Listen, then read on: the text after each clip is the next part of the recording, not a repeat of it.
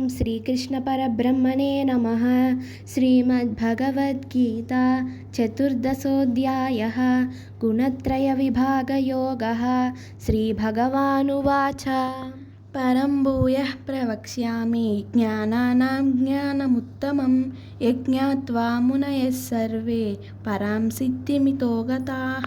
ఇదం జ్ఞానముపాశ్రిత్య మమ సాధర్మ్యమాగతాః సర్గేऽపి నోపజాయంతే ప్రళయేన వ్యదంతి చ.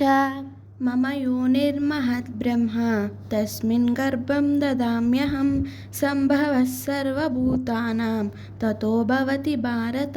సర్వయోనిషు కౌంతేయ మూర్తయః సంభవంతి యాః తాసాం బ్రహ్మ మహద్యోనిః అహం బీజప్రదపితా. సత్వం రజస్తమైతి గుణాః ప్రకృతి సంభవాః నిబధ్నంతి మహాబాహో దేహే దేహినమవ్యయం. తత్ర సత్వం నిర్మలత్వాత్ ప్రకాశకమనామయం సుఖసంజ్ఞేన భగ్నాతి జ్ఞానసంజ్ఞేన చానఘా.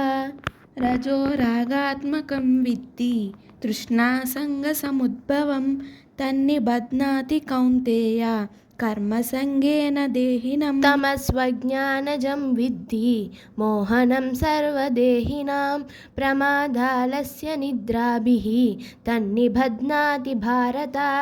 సత్వం సుఖే సంజయతి రజః కర్మణి భారత జ్ఞానమావృత్య తు తమః ప్రమాదే సంజయత్యుత. రజస్తమశ్చాభిభూయ సత్వం భవతి భారత రజస్సత్వం తమశ్చైవ తమస్సత్వం రజస్తథా. సర్వద్వారేషు దేహేస్మిన్ ప్రకాశ ఉపజాయతే జ్ఞానం యదా తదా విద్యా వివృద్ధం సత్వమిత్యుత. లోభః ప్రవృత్తిరారంభః కర్మణామసమస్పృహ రజస్యేతాని జాయంతే వివృద్ధే భరతర్షభ.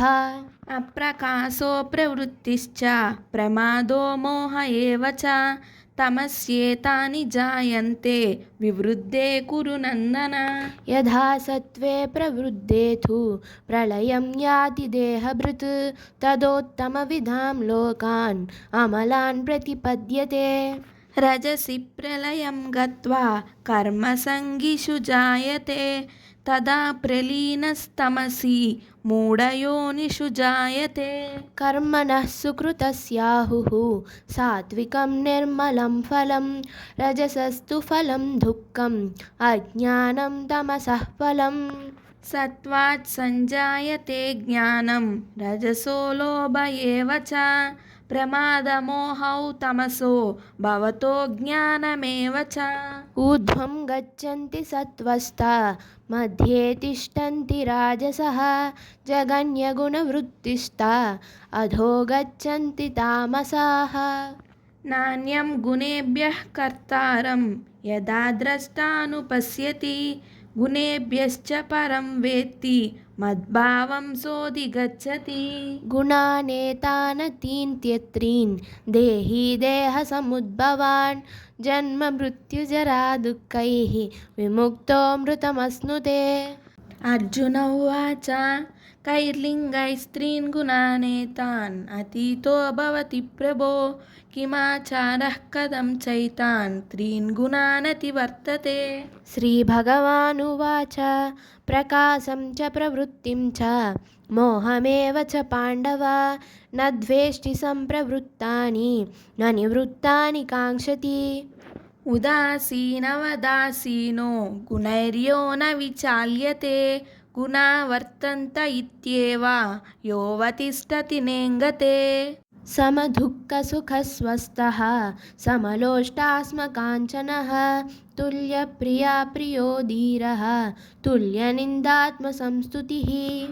మానావమానయోస్తుల్యః తుల్యో మిత్రారిపక్షయోః సర్వారంభపరిత్యాగి గుణాతీతః స ఉచ్యతే. మాం చ యో వ్యభిచారేణ భక్తియోగేన సేవతే సగుణాన్ సమతీత్యైతాన్ బ్రహ్మభూయాయ కల్పతే.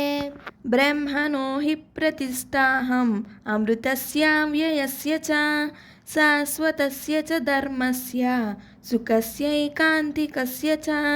ॐ तत्सत् इति श्रीमद्भगवद्गीतासु उपनिषत्सु ब्रह्मविद्यायां योगशास्त्रे श्रीकृष्णार्जुनसंवादे गुणत्रयविभागयोगो नाम चतुर्दशोऽध्यायः। एतत् फलं श्रीपरमेश्वरार्पणमस्तु।